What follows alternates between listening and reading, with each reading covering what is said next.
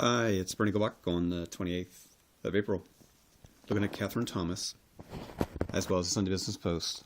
Catherine's a TV presenter in Dublin, and I just wanted to do a quick shout out. She's planning a Chernobyl trip at the end of March with A.D. Roach. And you know what? I thought she was going to go there in June, so I sent her a note saying I'd do it with an Audi and track it. She must have done it already. Might be old news. I'm doing this quick audio boo for Pat Phelan, who's in New York. Hi, Pat. When you're back, have some brotherly love from Dublin. This is inside the Eat Drink section of the Sunday Business Post magazine, something you might not be able to see on businesspost.ie. If you follow Damien Mully, you know he gives plenty of brotherly love to this venue on Capel Street in Dublin. Recommended. Front page of the paper, sometimes also hard to see when you're using businesspost.ie. New law is clearing the way for a major banking inquiry. It's all over different chat shows today. Going to get bankers, politicians, and officials to come in and explain the night of the guarantee. Behind the scenes, is it going to be the Public Accounts Committee or the Finance Committee? Lots of battle there. Pay cuts in June, that affects me. Nicola Cook's got the story. The big thing that affects us most is that the 45-kilometer limits for deployment will also be removed, which means we have to somehow get another car.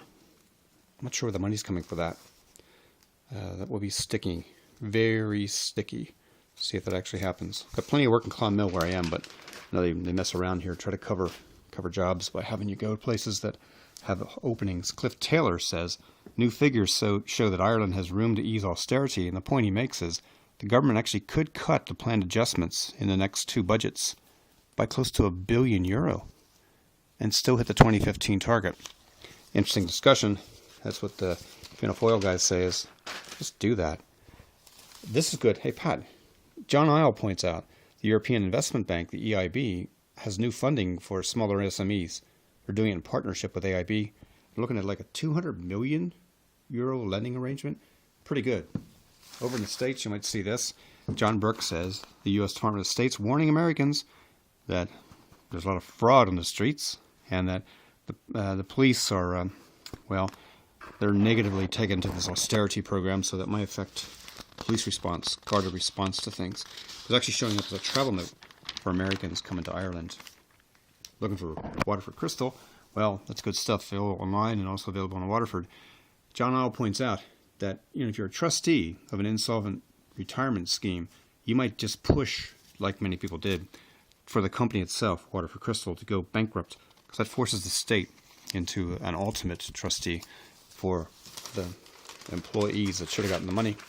I'm taking this stuff across to audioboot.fm/topgold. Lots of stuff there about the abortion debate.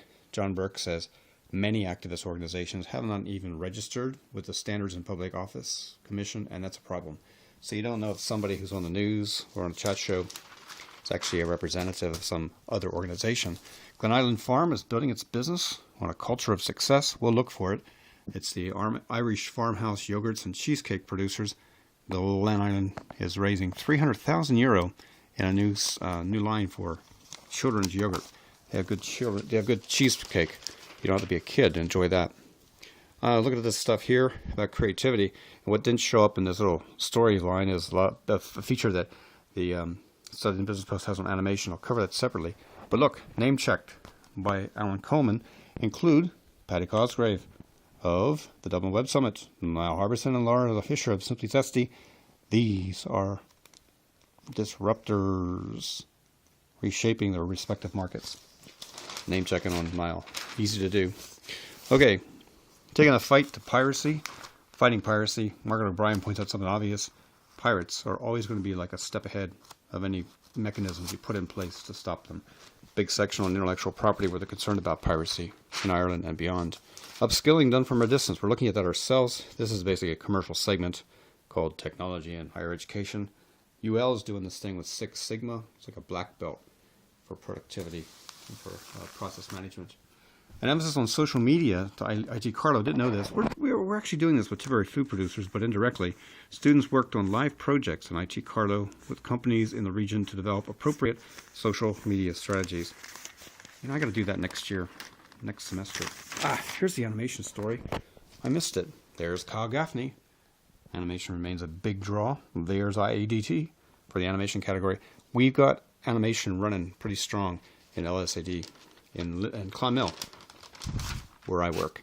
Okay, also where I work, concerned about all these things in the canteen, debt deals and stuff like that. Nice days though, out there. I live in Cashel County in Ireland. I'm the American that's on Audioboo / Top Gold. Thanks a million for watching. If you're on YouTube at Top Gold or listening on Audioboo / Top Gold. Have fun, Pat, in New York. Bye for now.